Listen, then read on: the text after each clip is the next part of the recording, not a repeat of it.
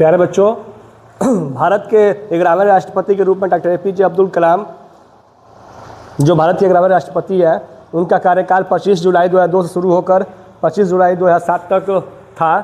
आइए उनके बारे में आपको मैं बताना चाहता हूँ। पूरा नाम उनका है अबुल पाकिर जैनुलब्दीन अब्दुल कलाम। इनका जन्म हुआ था 15 अक्टूबर 1931।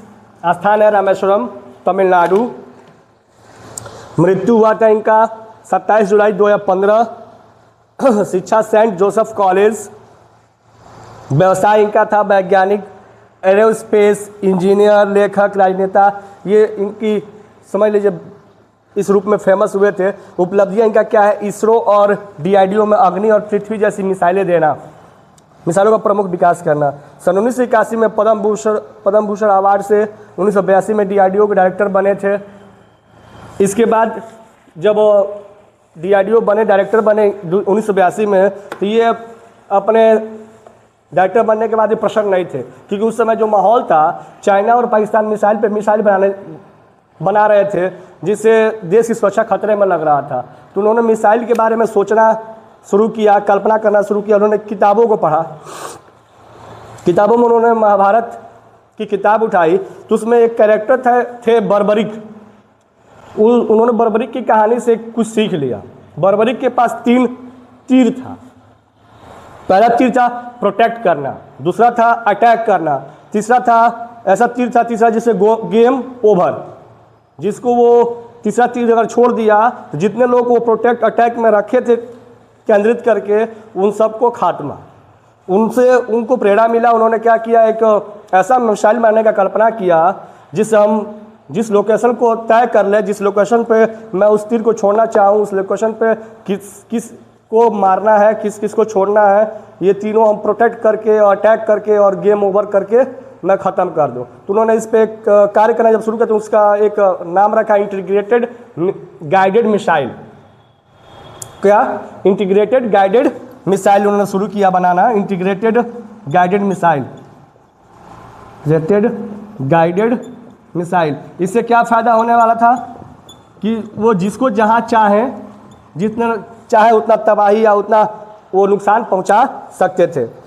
अब देखिए, इसके बाद उन्होंने कल्पना करके, अपना इमेजिनेशन करके, किताबों का अध्ययन करके, उन्होंने 1985 में त्रिशूल नाम का एक मिसाइल बनाया। फिर 1988 में पृथ्वी नाम का मिसाइल बनाया। उसके बाद से उन्होंने तैयारी किया कि अग्नि मिसाइल बनाया जाए, जो एक महाद्वीप से दूसरे महाद्वीप तक वो युद्ध कर सके, सक्षम हो, एक देश से दूसरे देश में जाके वो लड़ सके, जितना चाहे उतना हम वहाँ पे तबाही मचा सके। तो उन्होंने 1989 के लास्ट तक एक अग्नि नामक मिसाइल का भी उन्होंने क्या किया, लॉन्च किया। उन्होंने उसमें वो सफल हो गए। उन्होंने बनाने में उन्होंने अपनी सफलता दिखा दी।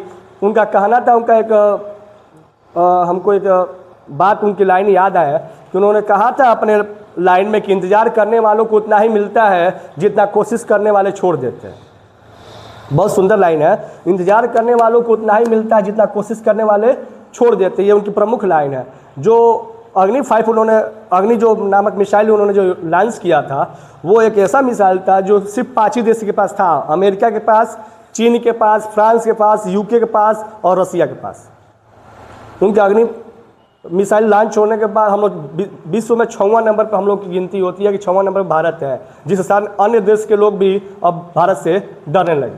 2014 में देखिए मंगल का सफ़र उन्होंने तय किया, क्योंकि उन्होंने 1993 में ही PSLV एक ऐसा मिसाइल रॉकेट लॉन्च किया जिससे हम मंगल ग्रह पे अपनी सैटेलाइट को भेज पाए। 2014 में हमने उस मंगल ग्रह को टारगेट भी किया, हम लोग मंगल ग्रह पे उतरे भी।